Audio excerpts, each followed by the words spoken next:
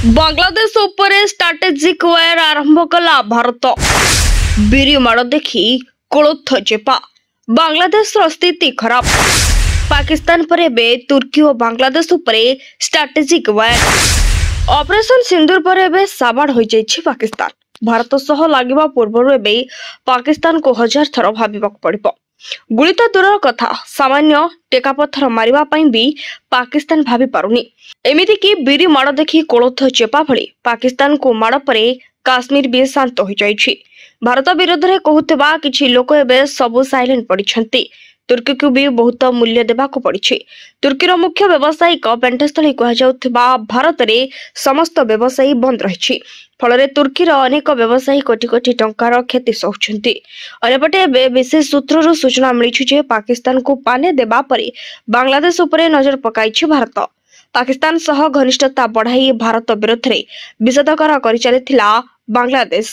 शासन को कब्जा करिथिबा यूनियस गोष्ठी एपरिक भारतर चिकेन नेक को कब्जा करबाकू और भारतर उत्तर पूर्वांचल राज्य मान को अलग करबाकू धमक मध्य देउथला बांग्लादेश। हेले एबे आउ से कथा मन को आसुनी। पाकिस्तान उपरे जेभली प्रचंड प्रहार कला भारत आउ तापरे तार अवस्था जहा हला सेतिकरे बांग्लादेश भी तुनी पड़ी जाइछि। किंतु भारत एते सहजरे छाड़िबा परिस्थिति रे नाही। बांग्लादेश भविष्यत रे जेमिति भारत को आखे उठाई न चाहिबो सेमिति किछि व्यवस्था करबा चक्कर रहिछि भारत। आ एथि पई जारिछि भितरी प्लान। एबे भारत सरकार बांग्लादेश अर्थनीति उपरे माड़ करबा आरंभ करिसेंती। बांग्लादेश रु रेडीमेड पोशाक, प्रक्रियाकृत खाद्य एवं अन्य सामग्री आमदानी उपरे बंदर कटकणा लागू करिसेंती भारत सरकार। वाणिज्य मंत्रालयर वैदेशिक वाणिज्य महानिर्देशालय ए संपर्क में एक विज्ञप्ति जारी करिछि।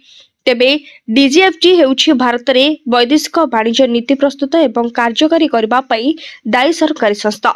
अलपटे एही घटना भारत देई भूटान और नेपाल को जाउथिबा सामग्री उपरे लागू हेबो नाही बोली कहा जाइछि। Bureau report, BNS live.